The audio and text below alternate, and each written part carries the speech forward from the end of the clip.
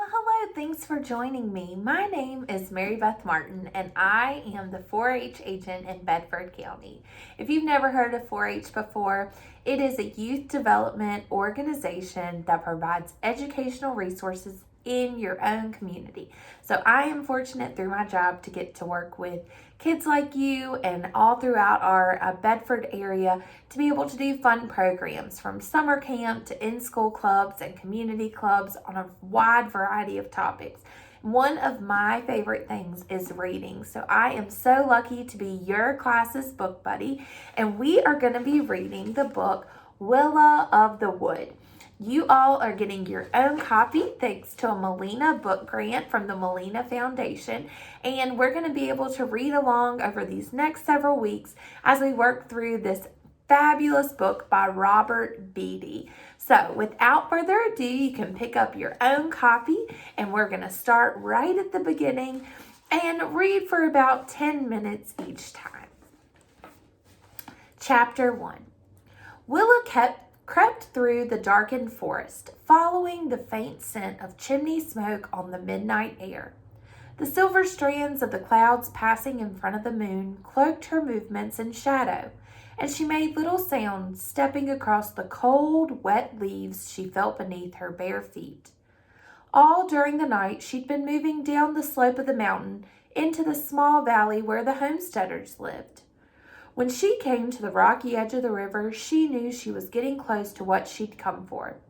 She didn't know the river's mood here, so she avoided the dark and dangerous currents by climbing up through the gnarled limbs of the craggy old trees and asking for their help.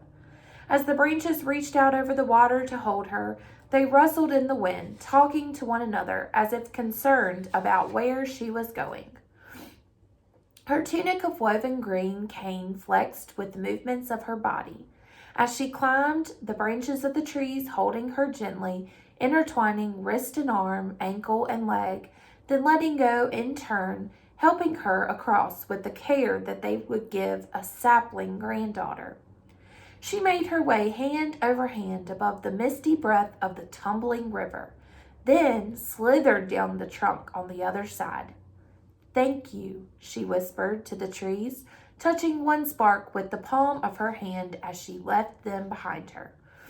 Passing a tranquil pool of starlit water among the stones at the river's edge, she glimpsed her reflection, a 12-year-old will-o'-wisp of a forest girl with long, dark hair, a rounded face with streaked and spotted skin, and emerald green eyes. Unlike most of her clan, who coveted the glittering treasures of their enemies and even wore their deadened clothes, Willa wore no fabric or jewelry of any kind that might flash in the gloom. Wherever she went in the forest, her skin and hair and eyes took on the color and appearance of the green leaves around her. If she paused near the trunk of a tree, she turned so brown and barken that she became nearly invisible. And now, as she looked into the water, she saw her face for just a moment before it took on the color of the water and the nighttime sky above it. And she disappeared, her dark blue cheeks dotted and glistening with glistening stars. Continuing towards what she'd come for, Willow slunk low and quiet through the mountain laurel, up the gentle ravine slope, her heart beating slow and steady as she approached the homesteader's lair.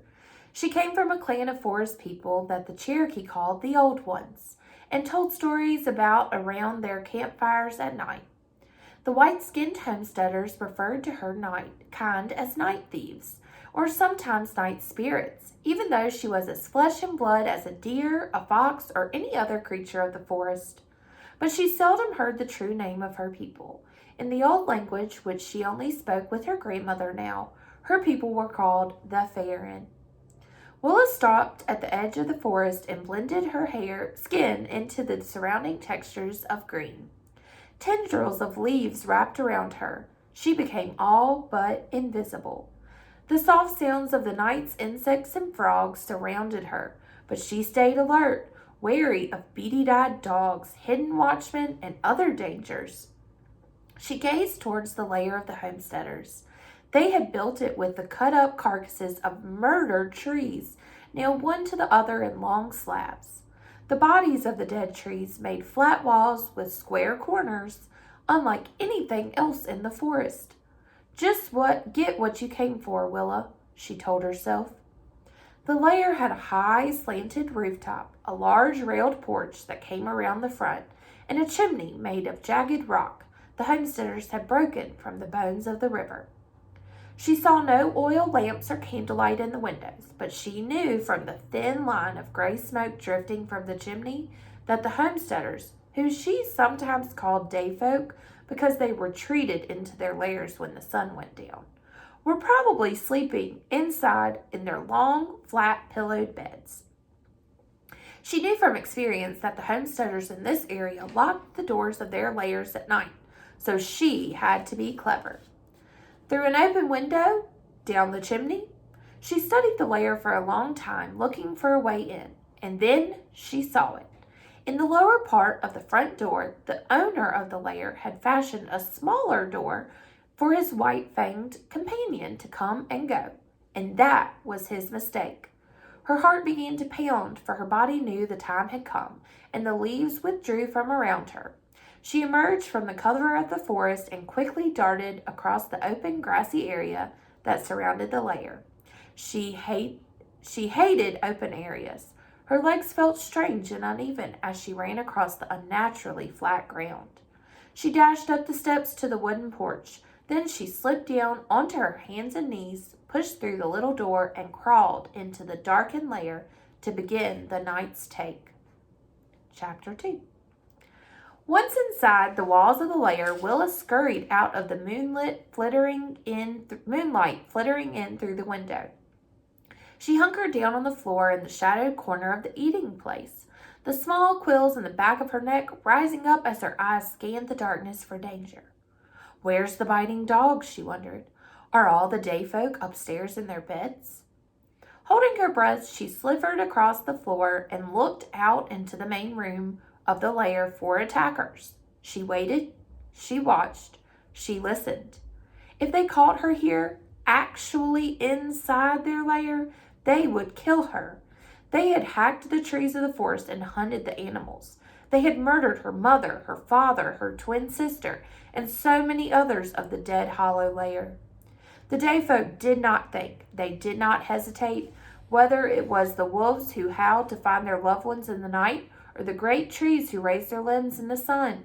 The day folk killed whatever they did not understand, and they understood very little of the forest into which they had come. As she pulled in a slow and steady, tightly controlled breath, she heard the sound of the small, metal-wound machine ticking on the fireplace mantel, and the slow hiss and crackle of the dying embers that had led her here to the lair. The scent of something startlingly sweet reached her nose. She tried to ignore it, but her stomach growled. She turned to see a round, stone-like container sitting on a flat wooden surface above her. She knew she shouldn't let this distract her, but she'd been so hungry yesterday and all through the night. She quickly rose up, lifted the container's lid, and gobbled down several of the small, crumbly lumps inside like a ravenous raccoon. As her mouth watered with the sweet flavor, she couldn't help but smile, but she was careful not to leave any crumbs that the day folk might notice.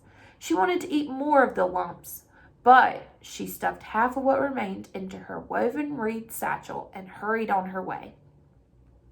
As she snuck into the main room, she noticed a rectangle of tin with a molded depiction of several of the day folk, as though they had looked into the reflection in the pool beside the river and never escaped. A clean-shaven man, a dark-haired woman, 2 little ones, maybe 5 and 6 years old, and a tiny crawler in the woman's arms. But Willa didn't look at them for long because she didn't like to think about their souls inside the metal. Get what you came for, she told herself again and pressed on. Glancing nervously at the stairway as she worked, she quickly searched the main room for valuables. She found a small wooden box filled with a moist, brown substance that she was pretty sure was chewing tobacco. She stuffed half of it into her satchel. It wasn't the kind of taking she was keen for, but she knew the Padawan, the leader of the clan, would be pleased by this special gift. She could see herself standing before his looming figure as she emptied her satchel in front of him, his eyes gleaming with approval. Feeling pleased with herself, she continued on. In a very small, tightly enclosed room filled with nothing but clothing hanging down from strange, shoulder-like shapes, she found a long, dark overcoat with a leather wallet and coins in the pockets, and she smiled. She took half the bills and half the coins.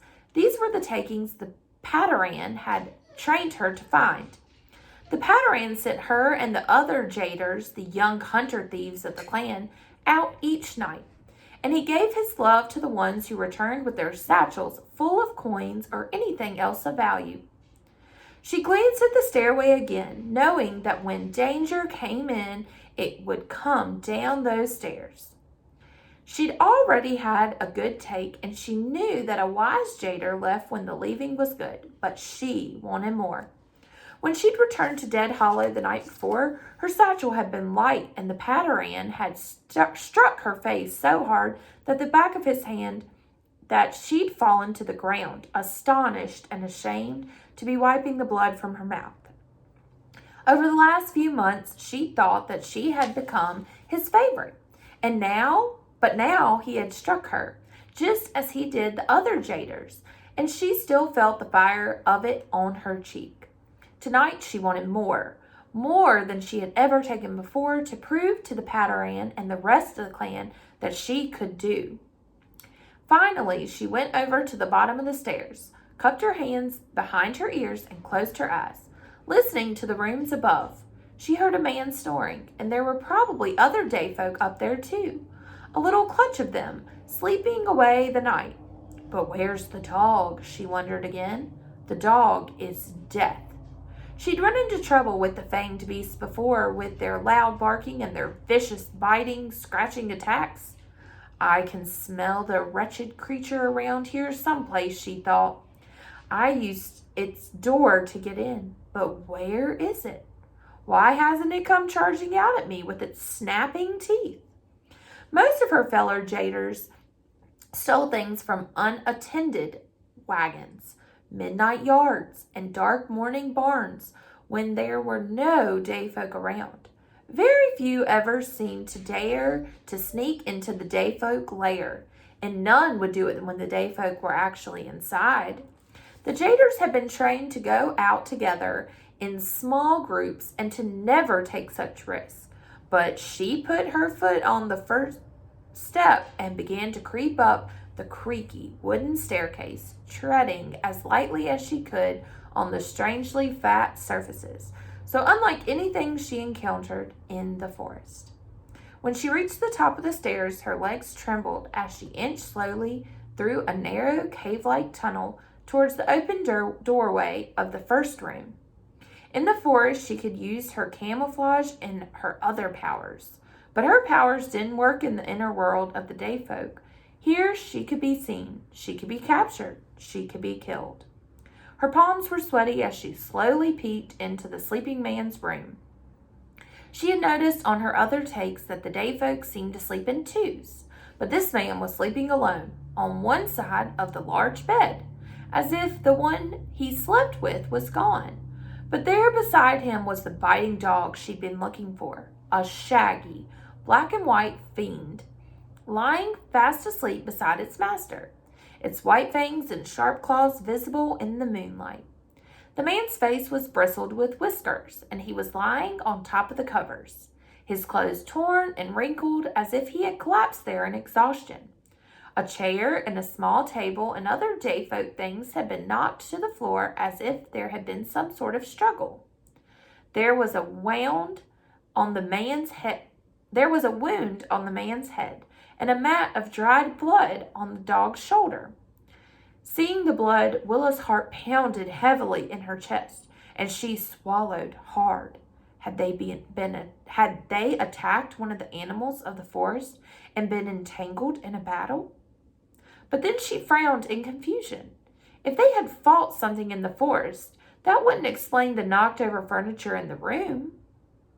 And then she saw it. Lying in the bed next to the man and his dog, there was a long piece of metal with a wooden stock and what looked like 2 iron pipes side by side. That's a killing stick, she thought, right there beside them. She drew in a ragged, unsteady breath and fought the urge to run. We will start with chapter 3 the next time that we get back together.